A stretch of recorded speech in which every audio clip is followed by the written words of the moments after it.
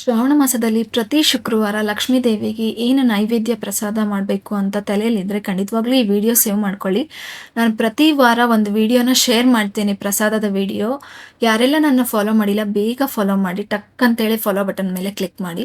ಇಲ್ಲಿ ನಾನು ಒಂದು ಚಿಕ್ಕ ಲೋಟದಷ್ಟು ಹೆಸರುಬೇಳೆ ತೊಗೊಂಡು ಅರ್ಧ ಗಂಟೆ ನೆನೆಸಿ ಈ ಥರ ಪಾತ್ರೆಯಲ್ಲೇ ಬೇಯಿಸ್ತಾ ಇದ್ದೀನಿ. ಕುಕ್ಕರಲ್ಲಿ ಬೇಯಿಸಿದ್ರೆ ಈ ಥರ ಉಕ್ಕು ತೆಗಿಯೋಕ್ಕಾಗೋದಿಲ್ಲ. ನೀವು ಕುಕ್ಕರಲ್ಲಿ ಬೇಯಿಸ್ತೀರಂದರೆ ಉಕ್ಕು ತೆಗೆದುಬಿಟ್ಟು ಆಮೇಲೆ ಮುಚ್ಚಳ ಮುಚ್ಚಿ ವಿಷಲ್ ಕುಗ್ಸಿ. ಅದು ತುಂಬ ಸಾಫ್ಟ್ ಆಗಿಬಿಡುತ್ತೆ ಒಂದು ವಿಷಲಲ್ಲಿ. ಅದು ಫುಲ್ ಸ್ಮ್ಯಾಶ್ ಆಗಿಬಿಟ್ರೆ ಹೆಸರುಬೇಳೆ ಪಾಯಸ ಚೆನ್ನಾಗಿರಲ್ಲ, ಬೇಳೆನೂ ಬರ್ತಾ ಇರಬೇಕು. ಅದಕ್ಕೆ ಈ ಥರ ಪಾತ್ರೆದಲ್ಲೇ ಕುದಿಸ್ಕೊಳ್ಳಿ. ಒಂದು ಅರ್ಧ ಗಂಟೆ ನೆನೆಸಿದ್ರೆ ಇದು ಸಹ ಅಷ್ಟೇ ಬೇಗನೆ ಬಾಯ್ಲ್ ಆಗುತ್ತೆ. ಈಗ ಬೆಲ್ಲ ಹಾಕಿದ್ದೀನಿ ನಾನು. ಬೆಲ್ಲ ಸಹ ಅಷ್ಟೇ, ಹೆಸರುಬೇಳೆ ಎಷ್ಟು ತೊಗೊಂಡಿರ್ತೀವಿ ಅಷ್ಟೇ ಬೆಲ್ಲ ಹಾಕಿಬಿಟ್ಟು ಬೆಲ್ಲ ಕರಗತನ ಕುದಿಸಿದ ಮೇಲೆ ಹಸಿ ಕೊಬ್ಬರಿ ಹಾಕ್ತಾ ಇದ್ದೀನಿ. ಹಸಿ ಕೊಬ್ಬರಿ ಹಾಕೋದ್ರಿಂದಂತೂ ಟೇಸ್ಟ್ ತುಂಬ ಚೆನ್ನಾಗಾಗುತ್ತೆ. ಅದು ಒಂದು ನಿಮಿಷ ಬಾಯ್ಲ್ ಆದಮೇಲೆ ಏಲಕ್ಕಿ ಪೌಡ್ರ್ ಹಾಕ್ತಾ ಇದ್ದೀನಿ. ಈಗ ಒಂದು ಚಿಕ್ಕ ಲೋಟದಲ್ಲಿ ಅರ್ಧ ಲೋಟ ಹಾಲು ಹಾಕ್ತಾ ಇದ್ದೀನಿ. ಸಿಮ್ಮಲ್ಲಿಟ್ಟು ಹಾಲು ಹಾಕಿ ಒಂದು ಕುದಿ ಕುದಿಸಿದ್ಮೇಲೆ ಆಫ್ ಮಾಡ್ತಾ ಇದ್ದೀನಿ ನಾನಿಲ್ಲಿ. ಏನು ಅಂದರೆ ಹಾಲು ಹಾಕಿದರೆ ಇದು ಪಾಯಸ ಒಡೆದೋಗ್ಬಿಡುತ್ತೆ ಅಂತ ತುಂಬ ಜನ ಅಂದ್ಕೊಂಡಿರ್ತಾರೆ.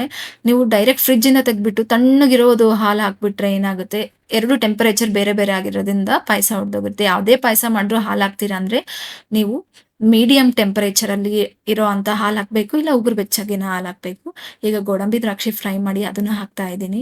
ನೀವು ಅರ್ಶಿನ ಕುಂಕುಮಕ್ಕೆ ಬಂದವ್ರಿಗೂ ಸಹ ಇದು ಕೊಡಬಹುದು. ತುಂಬ ಇಷ್ಟಪಟ್ಟು ತಿಂದು ಖುಷಿಯಿಂದ ಹೋಗ್ತಾರೆ.